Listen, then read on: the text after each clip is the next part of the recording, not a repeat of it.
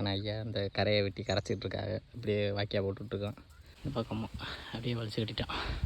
இன்னும் மறுபடியும் ஐயா இங்கே வெட்டிட்டு வர்றாரு. அதெல்லாம் அள்ளி போடணும். என்ன பண்ணுறோன்னா ஐயா வெட்டி போட்டிருக்க அந்த கட்டிகளை பூரா அள்ளி அங்கே கொண்டே அந்த இடம் பள்ளம் அங்கே வந்து கொண்டு கொட்டி மேடு கொடுத்துக்கிட்டு இருக்கோம்.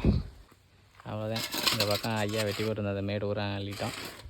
அள்ளி கொண்டு போய் இந்த அங்கே எல்லாமே மட்டைப்படுத்தியிருக்கோம்ல, அப்படி எல்லாமே மட்டைப்படுத்தியாச்சு. பள்ளத்தெல்லாம் நிறவி கொஞ்சம் வந்து இருக்குது அள்ளிகிட்ருக்கா ஐயா.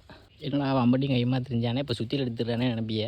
நம்ம அந்த இடத்துலேருந்து வெட்டி கொண்டாந்த கட்டியெல்லாம் இருக்குல்ல, பெரிய பெரிய கட்டியெல்லாம் இதெல்லாம் உடச்சி விடணும். இல்லைன்னா இது அப்படியே தான் கிடக்கும். காலை வச்சு மிதித்தோம்னா அப்படியே பீங்க ஆரம்பிக்கிற மாதிரி வலிக்கும். இதை அப்படியே நீ வச்சு ஒன்று ஒன்றா அடித்து அது நொறுக்க வேண்டியது.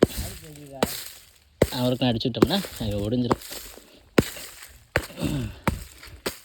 இந்த மாதிரி உடச்சிட்டோம்னா நீ அடுத்து உழுகும்போது அப்படியே எல்லாமே மட்டமாயிரும் ஒரே மாதிரி. அவ்வளோதான். இந்த இடம்லாம் நறுக்கி முடிச்சாச்சு.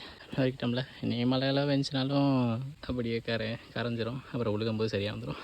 அடுத்து ஒரு நாள் வீடியோவில் பார்ப்போம். பாய்.